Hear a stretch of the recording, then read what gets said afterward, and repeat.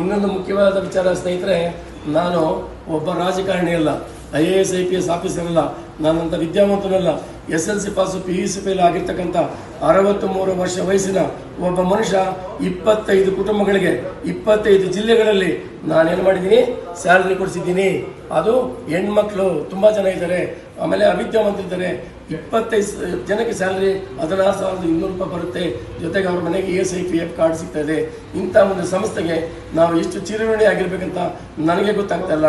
ನಾನೊಬ್ಬ ಸಾಮಾನ್ಯ ಪ್ರಜೆಯಾಗಿ ಇಷ್ಟು ಕುಟುಂಬಗಳಿಗೆ ಒಂದು ಸ್ಯಾಲರಿ ಕೊಡಿಸಿದ್ದೀನಿ ಅಂದರೆ ಇದಕ್ಕಿಂತ ಹೆಮ್ಮೆಯ ವಿಚಾರ ನಮ್ಮ ದೇಶದಲ್ಲಿ ಯಾವುದಿದೆ?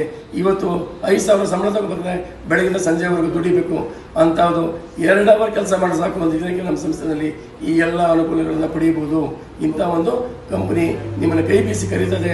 ಆದಷ್ಟು ಬೇಗ ತಾವುಗಳೆಲ್ಲರೂ ಈ ಒಂದು ಅನುಕೂಲತೆಗಳನ್ನು ಪಡೆದುಕೊಂಡು ನಿಮ್ಮ ಕುಟುಂಬಗಳನ್ನು ನೀವು ಆರೋಗ್ಯವಾಗಿ ಹಾಗೂ ಹಣವಂತರಾಗಿಸ್ತೀರಂತ.